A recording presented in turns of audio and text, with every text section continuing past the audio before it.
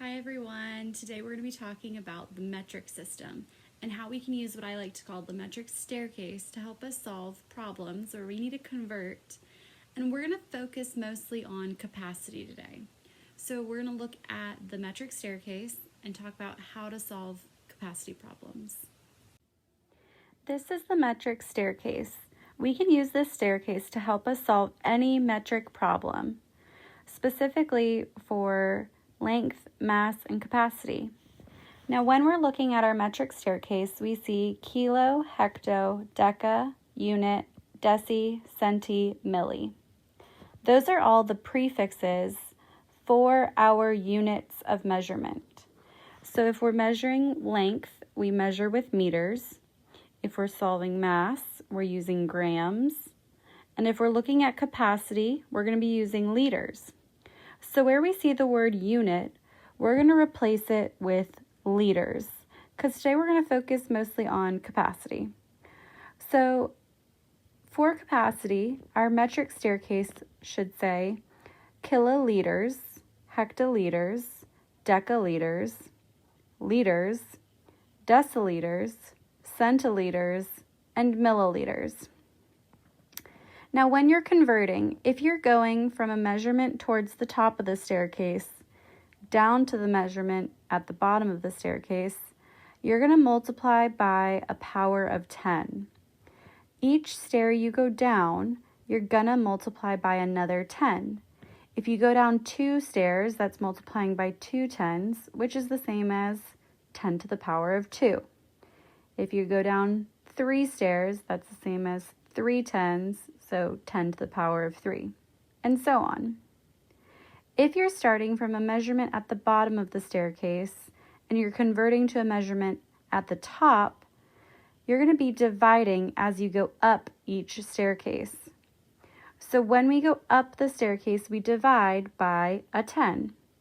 If you go up 2 stairs, you're dividing by 2 tens, which would be the same as 10 to the power of 2.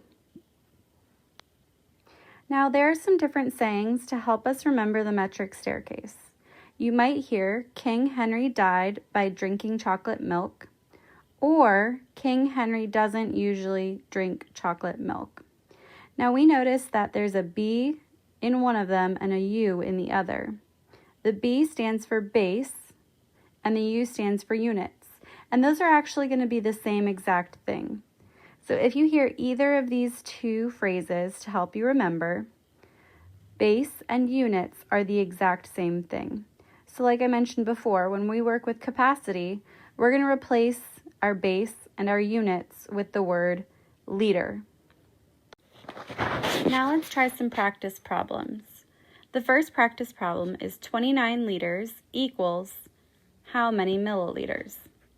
I've rewritten my KHDB-DCM, which is my saying to help me remember the metric staircase. Now, since I'm starting with liters, that is the same as the base, or the units. That's where I'm starting. And if I go to milliliters, I want to circle the M, because that's where I'm going to end.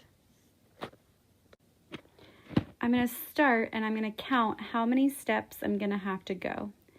I'm going to go down 1, 2, 3 steps. If I go down 3 steps, that means I'm going to have to multiply by a power of 10. I'm going to multiply 29 times 10 to the power of 3, because 3 is the number of stairs we moved down in our staircase. When we're solving this, it's important to remember that we're going to be moving the decimal. Now, we don't see a decimal in the number 29, but we know that it goes right behind the ones place. So I'm going to place a decimal behind the 9. I then need to move my decimal 3 places to the right because my number is getting bigger when I multiply by a power of 10. In those blank spaces, what do we think we need to put? If you said we need to fill in zeros, you're correct.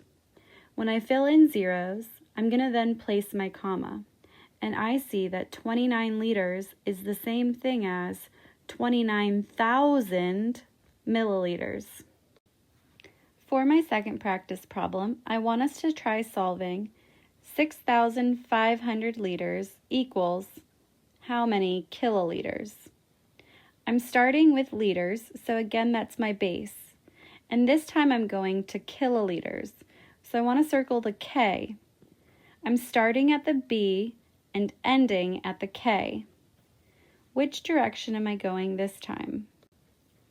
This time I'm going up the staircase 3 steps. If I go up the staircase, I need to divide. For this practice problem, I'm going to do 6,500 divided by 10 to the power of 3, because 3 is the number of steps we're climbing up. As I said in the first practice problem, if we can't see the decimal, we have to remember that it goes behind the ones place value. So we're going to place our decimal behind the 0 that's in the ones place value. And this time, we're going to move our decimal 3 places to the left because our number is getting smaller when we divide by powers of 10. When I move my decimal 3 places to the left, I find that 6,500 liters is the same as 6.5 kiloliters. Let's try a third practice problem. This practice problem is 3.7 kiloliters equals liters. Pause the video here and solve this, then click play to continue to see your answer. You should have said that 3.7 kiloliters is the same as 3,700 liters. For this problem, we were moving down the staircase 3 steps. If I move down, I need to multiply, and if I go 3 steps, I need to multiply by 10 to the power of 3. This means I need to move my decimal 3 places to the right, and I fill in zeros in the blank spots. For our final practice problem, let's do 1,500,000 milliliters equals blank kiloliters. Pause the video here to solve before continuing on to check your work. For this practice problem, we are going up the staircase 6 spots. That means we need to divide by 10 to the power of 6. I put my decimal at the end behind the ones place value and move it 6 spots to the left. When I move it 6 spots to the left, the decimal ends up in between the 1 and the 5, which means 1,500,000 milliliters is the same as 1.5 kiloliters. Give yourself a big pat on the back. You guys did great today.